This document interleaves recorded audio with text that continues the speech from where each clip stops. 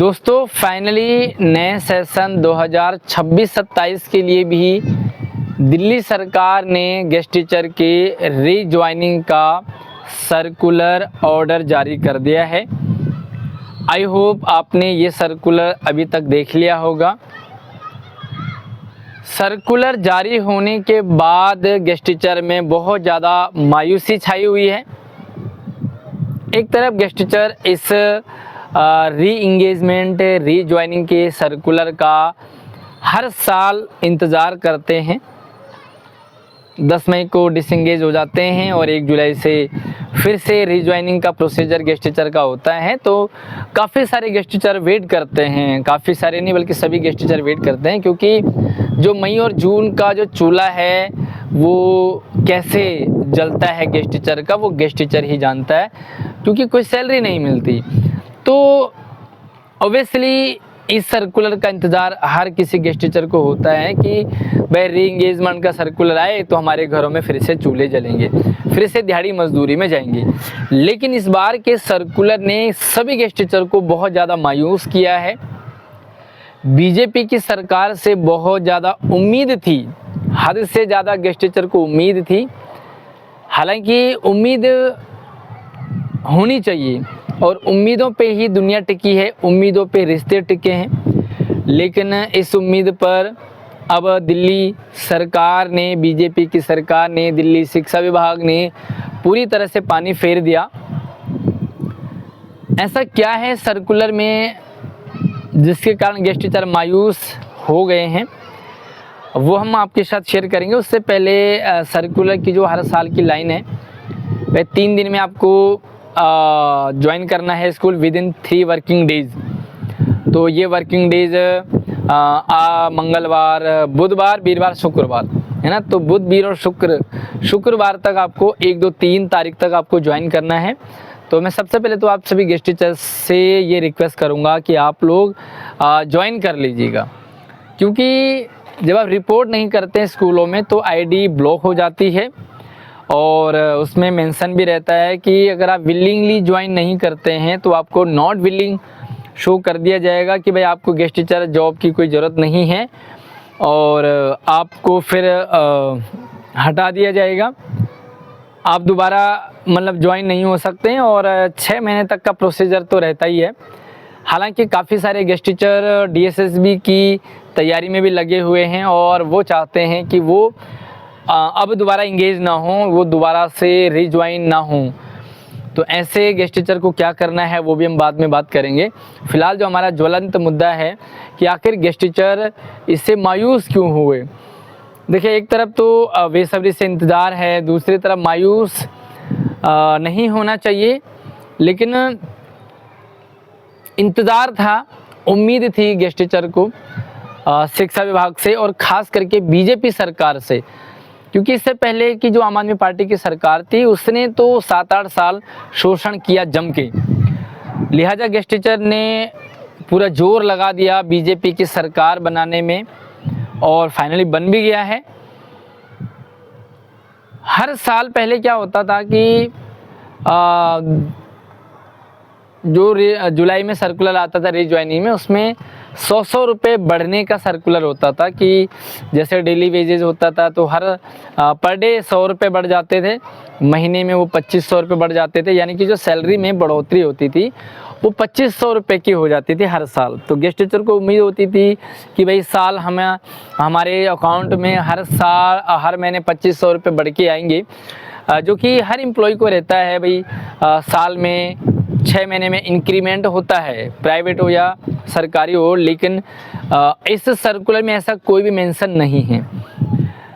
Circular उन guest teacher के लिए हैं, मतलब रीज्वाइनिंग के लिए। सबसे पहले तो आप सभी ज्वाइन कर ले, लेकिन इसमें टर्म एंड कंडीशन रखी है कि जिन गेस्ट टीचर का मिसबिहेव रहा हो, जिस गेस्ट टीचर को प्रिंसिपल ने रिलीव कर दिया हो किसी दूसरे रीजन वगैरह से, जिनका मतलब जो परफॉर्मेंस है वो पुअर रहा हो, ऐसे कुछ कंडीशन दे रखे हैं कि उनको ज्वाइनिंग नहीं दी जाएगी, बाकी सभी की ज्वाइनिंग होगी। चलिए ज्वाइनिंग तो होनी थी क्योंकि वो एक प्रोसीजर है, क्योंकि सरकार को भी, शिक्षा विभाग को भी टीचर्स की ज़रूरत है और गेस्ट टीचर को भी, तो रीज्वाइनिंग का सर्कुलर ऑर्डर तो आना ही था। वो उसमें कोई डाउट नहीं है। इंतज़ार कर रहे थे गेस्ट टीचर की सैलरी बढ़ेगी, फिक्स सैलरी होगी 60-70 हज़ार की उम्मीद कर रहे थे गेस्ट टीचर। लेकिन मायूसी है कि बीजेपी भी गेस्ट टीचर को लगता है कि बस सिर्फ ठग ही रही है और सिर्फ लॉलीपॉप दे रही है। जो संगठन है वो भी ना जाने कहाँ गायब हो चुके हैं, विलुप्त हो चुके हैं। सैलरी बढ़ने पर कोई भी संगठन, कोई भी रिस्पॉन्ड नहीं कर रहा है।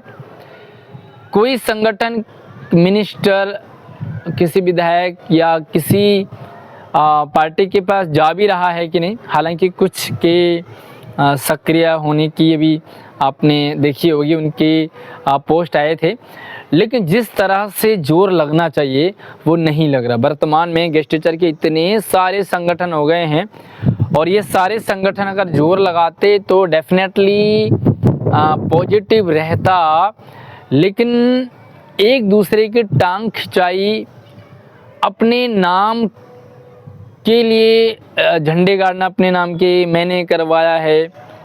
संडे का, भाई संडे की छुट्टी होगी तो उसमें भी कहेंगे जी हमने करवाया है। सेकंड सैटरडे की छुट्टी हो जाएगी तो हमने करवाया है। शुक्र है होली, ईद, दिवाली के लिए ना कहें कि ये हमने मनवाए हैं। सारा होड़ लगा होता है क्रेडिट लेने का। खैर सैलरी एक बार बढ़ जाए तो क्रेडिट ले लें।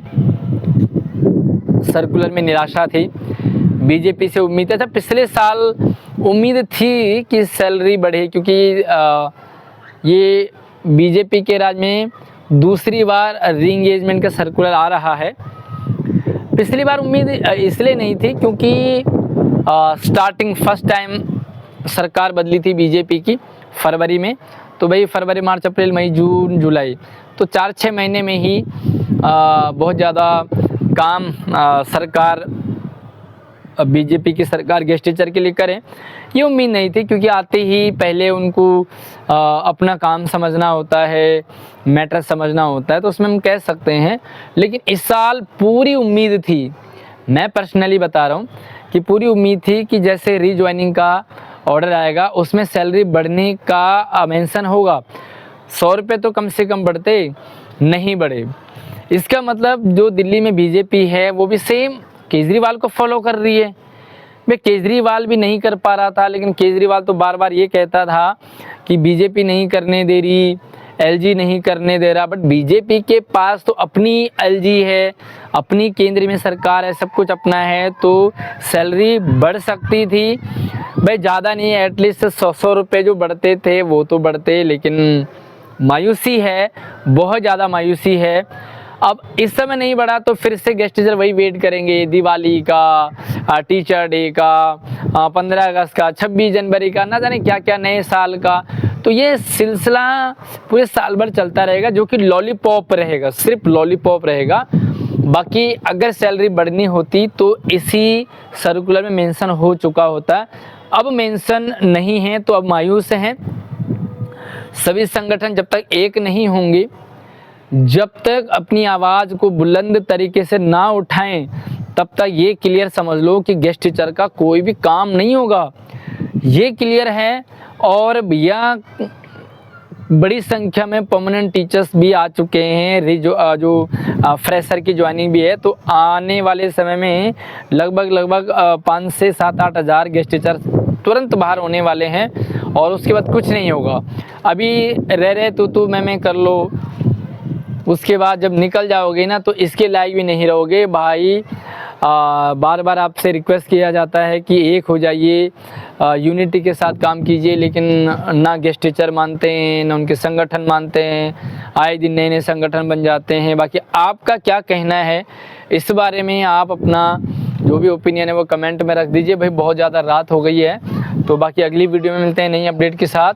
तब तक आप अपना ओपिनियन ज़रूर रखें, शेयर कर दो इस वीडियो को, ताकि सभी गेस्ट टीचर जागरूक रहें अपनी सैलरी के लिए।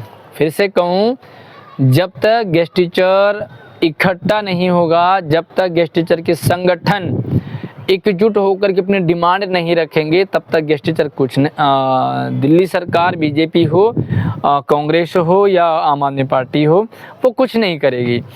क्योंकि अगर शक्तिहीन जो हो जाता है तो उसको सब लोग हल्के में लेते हैं। फिलहाल जो गेस्ट टीचर है वो बीजेपी समझ चुकी है कि शक्तिहीन है, इनके बस के कुछ नहीं है, इसीलिए तो भाई सैलरी तो बढ़ सकती थी, नहीं बढ़ाई।